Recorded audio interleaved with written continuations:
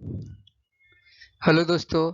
आज का टॉपिक है सीरीज कॉम्बिनेशन ऑफ रेजिस्टेंस, मतलब श्रेणी क्रम। जब श्रेणी क्रम में कोई भी रेजिस्टेंस को कनेक्ट करेंगे तो उस रेजिस्टेंस पे क्या इफेक्ट पड़ेगा, उसके बारे में आज डिस्कस करेंगे। इससे पहले हम जानेंगे कि रेजिस्टेंस क्या होता है। तो रेजिस्टेंस उसे बोला जाता है जो करंट का क्या करता है, अपोज करता है या करंट का विरोध करता है या करंट को फ्लो होने से रोकता है, उसको हम रेजिस्टेंस बोलते हैं। इस रेजिस्टेंस को एक डायग्राम के माध्यम से समझते हैं। इस डायग्राम को आप ध्यान से देखेंगे तो जो इसमें वोल्टेज है या इलेक्ट्रिक पोटेंशियल है, वो क्या कर रहा है कि इस करंट को फ्लो होने में हेल्प कर रहा है, मदद कर रहा है, धक्का दे रहा है कि जाओ इस सर्किट में तुम फ्लो हो जाओ। बट यहाँ पे रेजिस्टेंस को देखेंगे तो रेजिस्टेंस क्या कर रहा है कि इस करंट को जाने से रोक रहा है कि नहीं, अभी नहीं फ्लो होना है। उसको अपोज कर रहा है, उसको जाने से रोक रहा है। मतलब कंक्लूजन निकलता है कि जो रेजिस्टेंस होता है, उस सर्किट का जो रेजिस्टेंस होता है, उस सर्किट में जो करंट फ्लो हो रहा है उसका विरोध करता है, उसको जाने से रोकता है। आई होप कि इस डायग्राम के माध्यम से आपको रेजिस्टेंस समझ में आ गया होगा। तो अगर आप ओम्स लॉ का वीडियो आप नहीं देखे हैं तो उस वीडियो का लिंक इस वीडियो के डिस्क्रिप्शन में मैं डाल दूंगा, जहां से आप ओम्स लॉ देख लें तो आपको ज़्यादा समझ में आएगा। तो अब चलते हैं सीरीज कॉम्बिनेशन ऑफ रेजिस्टेंस पे। तो इसमें देखेंगे कि जैसे R1 हो गया, R2 हो गया, R3, इस तरह का जो अरेंजमेंट होता है इसी को बोला जाता है सीरीज कॉम्बिनेशन ऑफ रेजिस्टेंस। तो एक्चुअली जब रेजिस्टेंस को आप देखेंगे तो इस तरह का रेजिस्टेंस होता है जिसमें दो टर्मिनल होता है, टर्मिनल 1 और टर्मिनल 2। दो तरह का दो टर्मिनल होता है इस रेजिस्टेंस में। एक्चुअली में ऐसा रेजिस्टेंस होता है, इसमें दो टर्मिनल होता है, टर्मिनल 1 और टर्मिनल 2। तो इसमें कनेक्ट कैसे करेंगे सीरीज में? तो जैसे आपके पास R1 रेजिस्टेंस है तो इसका एक टर्मिनल 1 इसको मान लेते हैं, एक टर्मिनल दूसरा टर्मिनल को 2 मान लेते हैं। और एक एक और रेजिस्टेंस है R2 जिसका भी टर्मिनल 2 होगा, 1 और 2 होगा।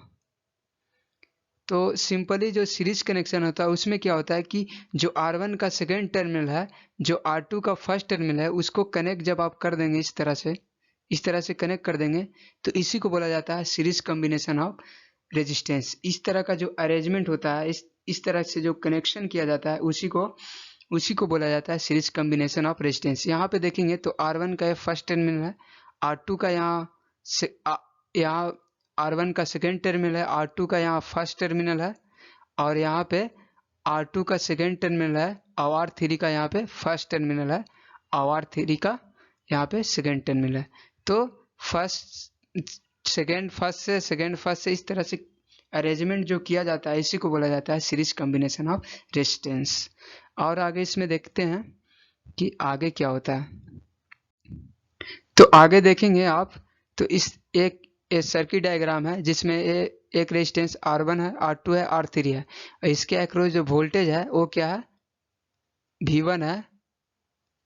R1 के अक्रॉस V1 है और R2 के अक्रॉस V2 है और R3 के अक्रॉस V3 है। और इसमें करंट जो फ्लो कर रहा है वो I है। इसमें करंट जो फ्लो कर रहा है I है, और जो यहाँ पे वोल्टेज सप्लाई दिया गया है ये क्या है, V है। V वोल्टेज को सप्लाई दिया गया है, यह सर्किट का सप्लाई वोल्टेज है।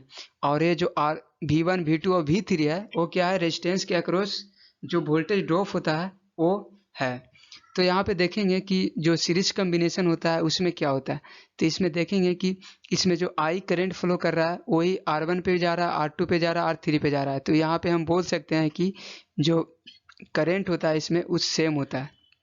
मतलब सीरीज में आप कितना भी रेजिस्टेंस कनेक्ट कर दें तो उसका जो टोटल करंट आता है वो क्या होता है कि सेम आता है, सेम होगा। जैसे R1 पे भी I करंट बह रहा है और R2 पर भी I करंट बह रहा है, I फ्लो हो रहा है। और देखेंगे तो इस सर्किट में क्या हो रहा है, I करंट फ्लो हो रहा है। लेकिन वोल्टेज क्या होता है, वोल्टेज यहाँ पे डिवाइड होता है। वोल्टेज क्या होता है, अलग अलग होता है। R1 पे V1 वोल्टेज है, R2 पे V2 वोल्टेज है और R3 पे V3 वोल्टेज है। तो जब इसको आप फार्मूला ड्राइव करेंगे तो यहाँ पे देखेंगे कि टोटल वोल्टेज बराबर क्या होगा, अलजेब्रिक सम होगा, V1 plus V2 plus V3। V बराबर हो जाएगा, अलजेब्रिक सम करेंगे तो V1 plus V2 plus V3 हो जाएगा। और हम ओम्स लॉ में पढ़ चुके हैं कि V बराबर क्या होता है, I इंटू R होता है। V बराबर I इंटू R होता है। तो और आगे बढ़ेंगे तो यहाँ का जो वोल्टेज ड्रॉप लिखेंगे तो V1 बराबर क्या होगा, इस वोल्टेज बराबर हम जानते हैं कि क्या होता है, V इंटू आई होता है, तो यहाँ पे I तो करंट सेम है सब में, लेकिन यहाँ पे R1 R2 R3 अलग अलग है। तो यहाँ पे देखेंगे V1 जो निकालेंगे तो यहाँ पे I इंटू R1 हो जाएगा, और V2 निकालेंगे तो यहाँ पे I इंटू R2 हो जाएगा, V3 निकालेंगे तो I इंटू R3 हो जाएगा। तो I क्या होगा, I कॉमन में तीनों में, तो I को जब कॉमन ले लेंगे आप तो यहाँ पे मिल जाएगा I into R1 plus R2 plus R3 मिल जाएगा यहाँ पे ये। तो I बराबर हम पढ़ चुके हैं ओम्स लॉ में कि R बराबर क्या होता है, V बाई I होता है। तो यहाँ से देखेंगे तो I को हम इधर ले आएंगे तो आपको मिल जाएगा R1 plus R2 plus R3। तो V बाई I को हम लिख सकते हैं R इक्विवेलेंट, मतलब टोटल रेजिस्टेंस, क्योंकि इस सर्किट का टोटल V क्या है, वोल्टेज है, और करंट क्या है, इस सर्किट में फ्लो होने वाला करंट है। तो इसलिए इसको करेंगे तो R इक्विवेलेंट R टोटल, तो हमको फॉर्मूला मिल जाता है यहाँ से कि R इक्विवेलेंट बराबर होता है R1 plus R2 plus R3। मतलब जब सीरीज में कनेक्शन करेंगे तो इस रेजिस्टेंस क्या होगा, ऐड हो जाएगा R1 plus R2 plus R3। ये फार्मूला से ड्राइव हो चुका है। तो इसमें क्या होता है कि जब इसे कनेक्ट सीरीज में क्या होता है कि सीरीज में जो टोटल रेजिस्टेंस होता है वो बढ़ जाता है। जैसे आप कनेक्ट करते जा रहे हैं, जैसे पहले 5 ओम का आप रेजिस्टेंस कनेक्ट किए, फिर 5 ओम का रेजिस्टेंस कनेक्ट किए, तो इस तरह से रेजिस्टेंस क्या होता है, बढ़ जाता है। तो ये तो इम्पोर्टेंट पॉइंट है कि यहाँ से पूछा भी जाता है कि जो सीरीज कॉम्बिनेशन होता है उसमें सेम क्या होता है, वोल्टेज या करंट। तो यहाँ पे वोल्टेज हो जाएगा, अलग अलग क्या होता है, तो यहाँ पे वोल्टेज अलग अलग होता है और करंट क्या होता है, सेम होता है। इस सर्किट में करंट क्या होता है, सेम होता है सीरीज कॉम्बिनेशन में। तो एक क्वेश्चन के माध्यम से हम इसको समझते हैं कि कैसे निकालेंगे। तो इसका क्वेश्चन देखेंगे, पहला क्वेश्चन है कि यहाँ पे R1 दिया हुआ है 20 ओम, R2 दिया हुआ है 20 ओम, R3 दिया हुआ है 20 ओम और R4 दिया हुआ है 20 ओम, R5 भी यहाँ पे 20 ओम ही है, ये टाइपिंग मिस्टेक हो गया, ये भी क्या 20 ओम ही है, R5 भी क्या 20 ओम है, और यहाँ पे 9 वोल्ट का सप्लाई दिया हुआ है। इसमें करंट क्या हो रहा है कि I फ्लो कर रहा है, क्योंकि सीरीज कॉम्बिनेशन है, देख के ही लग रहा है कि सीरीज कॉम्बिनेशन है, इस तरह का अरेंजमेंट ही सीरीज कॉम्बिनेशन होता है। तो इसमें जो करंट फ्लो हो रहा है वो I ही होगा, एक ही करंट फ्लो होगा सारे रेजिस्टेंस के थ्रू। तो इसका R टोटल निकालेंगे तो हम फार्मूला ड्राइव कर चुके हैं कि R इक्विवेलेंट बराबर क्या होगा, R plus R2 plus R3 plus R4 plus R5 होगा। तो यहाँ से और आगे बढ़ेंगे तो यहाँ देखेंगे कि R1 कितना है, 20 सब है, तो इसको जब जोड़ेंगे तो आप इसको कैलकुलेशन करेंगे तो आपको मिल जाएगा R इक्विवेलेंट बराबर 100 ओम।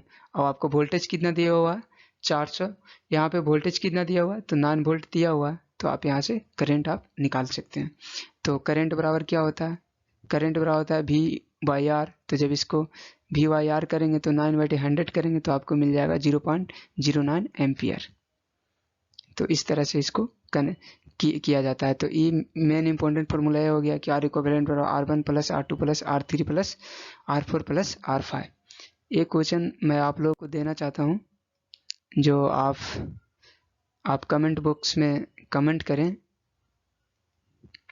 ये क्वेश्चन है, आप कमेंट बॉक्स में कमेंट करें इसका कि R इक्विवेलेंट क्या होगा। इसका total resistance R1 plus R2 plus R3 R4 दिया हुआ है, तो इसका टोटल रेजिस्टेंस क्या होगा, R इक्विवेलेंट निकालें, इसका R इक्विवेलेंट निकालें। और दूसरा क्वेश्चन है इसी में कि V1 यहाँ पे जो वोल्टेज ड्रॉप हो रहा है V1, यहाँ पे जो हो रहा है V2, और यहाँ पे हो रहा है V3, और यहाँ पे हो रहा है V4, ये कितना हो रहा है ये भी आप कमेंट बॉक्स में कमेंट करें।